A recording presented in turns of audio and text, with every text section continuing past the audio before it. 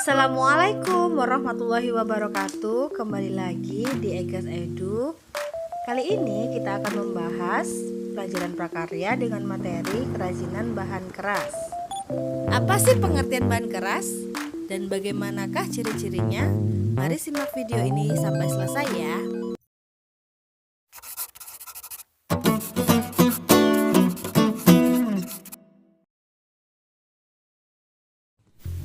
Apa sih itu kerajinan? Apa sih itu kerajinan bahan keras? Nah, coba perhatikan gambar berikut. Ini ada contoh topeng kayu. Sebelah sini adalah gerabah yang dari anyaman bambu. Ini ada topeng lagi, kemudian ada cincin dari permata batu akik dan lampu hias dari pecahan kaca. Jadi apa sih itu kerajinan?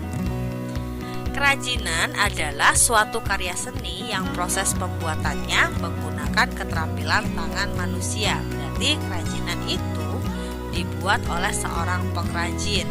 Nah, kerajinan bahan keras adalah suatu karya seni dengan berbahan dasarkan bahan keras. Bahan keras di sini itu adalah bahan yang teksturnya itu keras, kemudian teknik pengolahannya itu menggunakan alat-alat bantu seperti tatah, ukir kayu, kemudian amplas dan lain-lain. Bahan keras itu sendiri ada dua macam, yaitu bahan keras alami dan bahan keras buatan. Bahan keras alami itu memiliki ciri-ciri dia terdapat langsung di alam dan dapat dijadikan sebagai produk kerajin, dijadikan sebagai bahan dasar produk kerajinan tanpa mengalami pengolahan terlebih dahulu. Kemudian sifatnya itu biasanya organik atau bisa terurai oleh mikroorganisme pengurai. Contohnya cangkang kerang, bambu,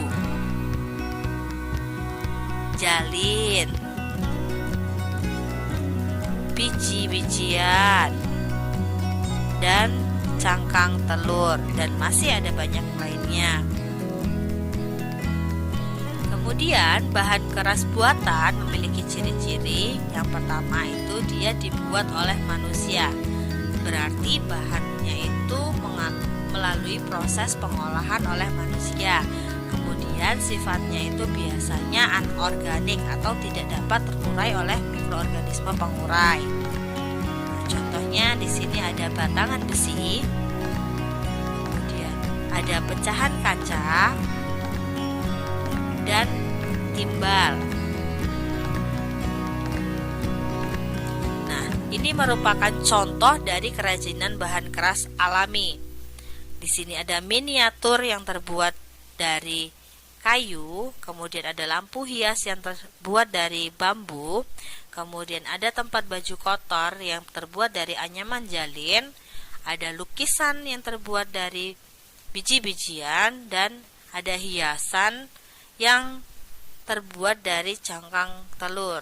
Kemudian ada patung ikan koki dari ukiran batu, kemudian ada celengan dari bahan dasar tempurung kelapa, dan ini adalah hiasan dinding yang berbahan dasarkan batu yang disusun-susun. Nah, prinsip kerajinan bahan keras ada 3 macam. Yang pertama, keunikan bahan keras. Nah, bahan keras yang akan dibuat sebagai produk kerajinan memiliki keunikan yang akan membuat kerajinan yang diproduksi menjadi lebih menarik. Contohnya pada kayu. Kayu itu memiliki serat yang dimana seratnya itu akan menambah daya tarik dari sebuah produk kerajinan.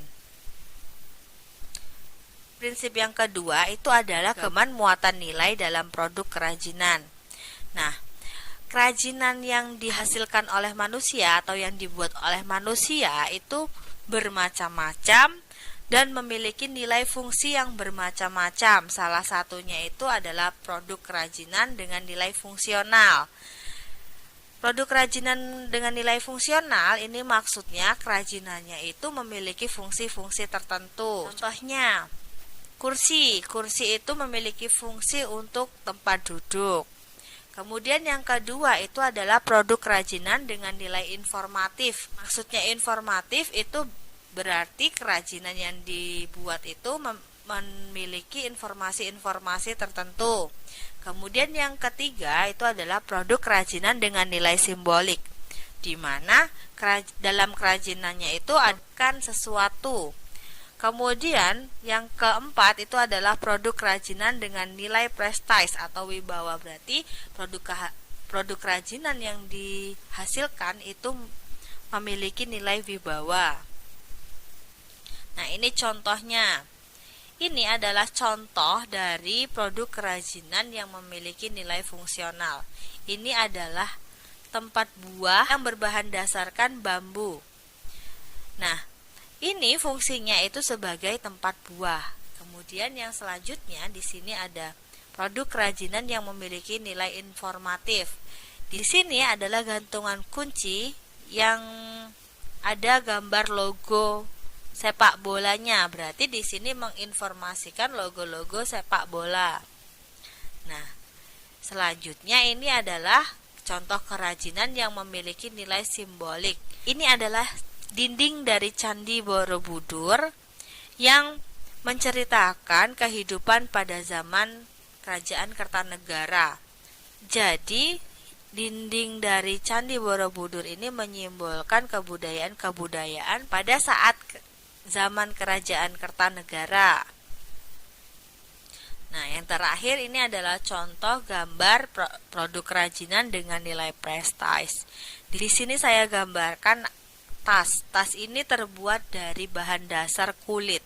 Nah, biasanya suatu produk kerajinan yang dia berbahan dasarkan kulit itu biasanya memiliki nilai wibawa yang tinggi. Nah, kemudian prinsip yang ketiga itu adalah aspek rancangan dalam produk kerajinan. Sebelum kita merancang sebuah kerajinan, kita harus memperhatikan beberapa faktor. Di antaranya ada faktor teknis, ada faktor ekonomis, ada faktor ergonomis, faktor sains dan teknologinya, dan faktor estetika, yang terakhir faktor kondisi lingkungan. Mari kita bahas satu persatu. Yang pertama adalah faktor teknis.